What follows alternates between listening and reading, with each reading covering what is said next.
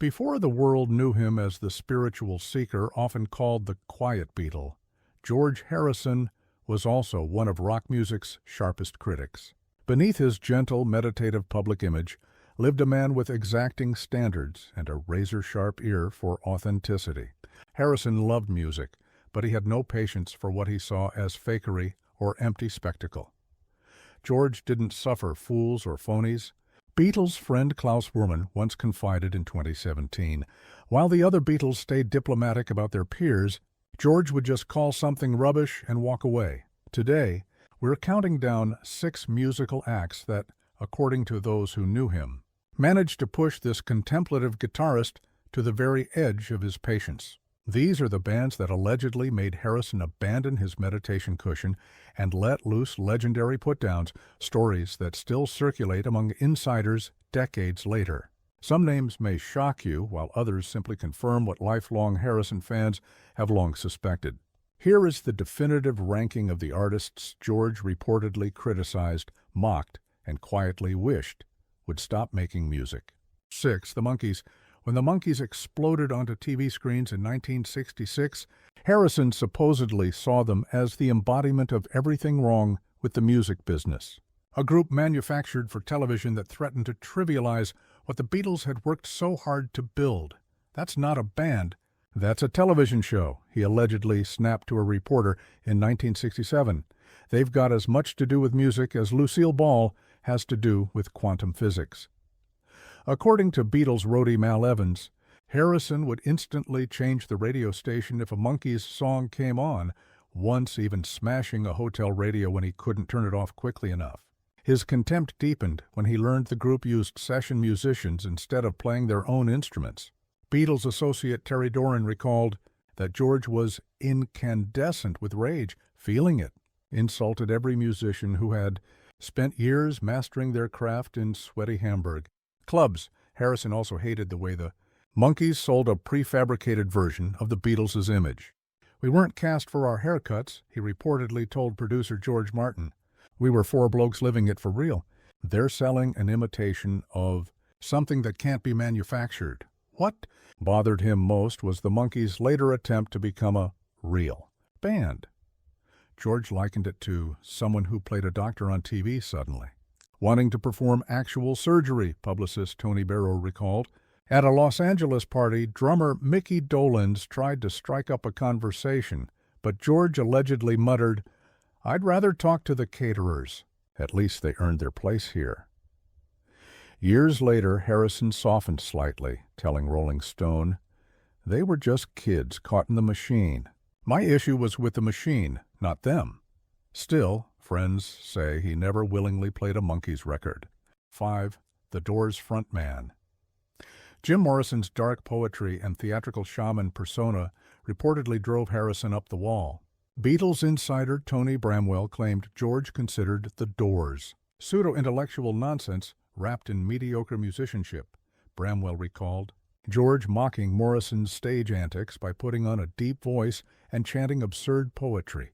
"I am the Lizard King of absolute rubbish."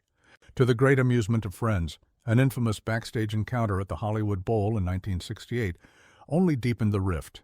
Guitarist Robbie Krieger tried to discuss Indian music influences, but Harrison allegedly dismissed him with a curt, "You lot wouldn't know a sitar from a guitar strap." Stop pretending. Private letters to Eric Clapton reportedly contained even harsher words. Ray Manzarek thinks he's Bach because he can play with 2 hands, Harrison supposedly wrote. If that's keyboard genius, then my Aunt Mimi is Chopin.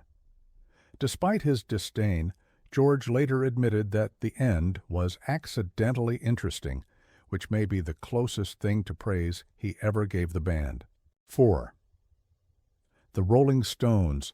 Though the Beatles and the Rolling Stones maintained a friendly public rivalry, Harrison privately dismissed the Stones as a blues karaoke act.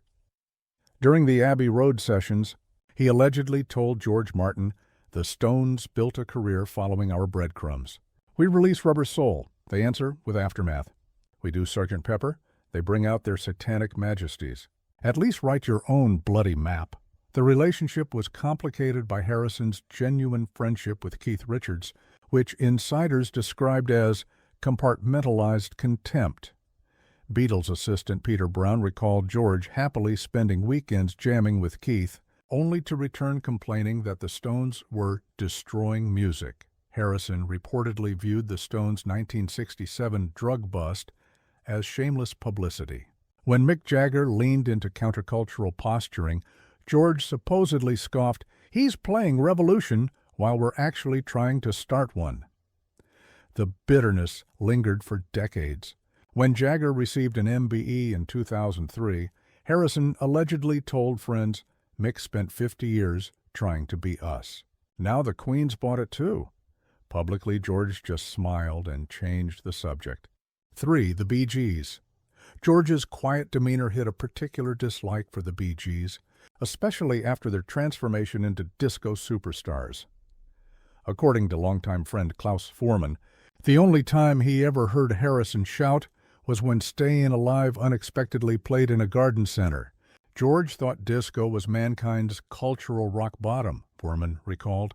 His criticism actually began earlier, during the Bee Gees' 1960s ballad phase. In 1968, George complained to Neil Aspinall that the group was photocopying our ballads and smudging the results. But their late 70s disco reinvention felt to him like a personal betrayal from fellow Liverpudlians. He called them the tragedy of talent sacrificed to trend. Witnesses say Harrison once avoided the Gibb brothers at a Rock and Roll Hall of Fame event, whispering to Ringo Starr, "I've taken vows against interacting with musical opportunists." The irony? Harrison's own Dark Horse label distributed the Bee Gees' RSO records in some territories during the Saturday Night Fever craze. According to executives, George refused to hear sales reports, allegedly saying, "I don't need to know how much people are paying for auditory punishment." Yet, when Morris Gibb sent a heartfelt letter during Harrison's cancer treatment, George responded warmly, proving that even his sharpest musical judgments couldn't fully erase human kindness. 2. Oasis Harrison's well-documented disdain for Oasis went far beyond their Beatles-inspired sound. What infuriated him was their swaggering attitude. According to son Donnie Harrison, George felt the Gallagher brothers represented everything wrong with how people interpreted the Beatles' legacy. He would say, "We broke rules to free people, not to teach them how to be obnoxious." When Noel Gallagher famously claimed Oasis was bigger than the Beatles, George reportedly faxed a one-line reply to their management, "Bigger than the Beatles? You're not even bigger than the Ruttles." Publicly, he offered only a sly smile and said, "I wish them good luck with their egos." Privately, he rejected every invitation to meet the band, once telling wife Olivia, "I've spent 30 years trying to escape what they're trying to become." After quietly watching one of their music videos at a friend's house, Harrison allegedly remarked, "They're like someone who studied the Bible but missed the entire message."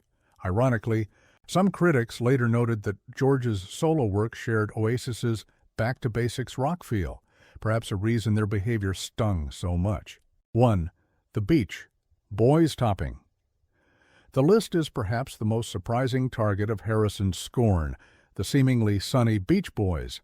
Beatles photographer Astrid Kirchherr once revealed that George called them musical Coca-Cola, all fizz, sugar, and no substance.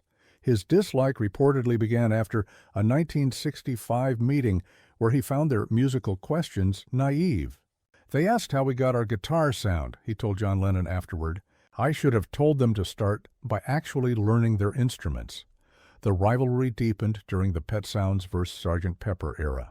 While Paul McCartney praised Brian Wilson's innovations, Harrison dismissed Pet Sounds as 4 good tracks buried under conceptual quicksand. In Beatles listening sessions, he would play Beach Boys records as cautionary tales of arrangement over meaning. Their paths crossed again at a 1968 meditation retreat, leading to what one attendee called spiritual awkwardness.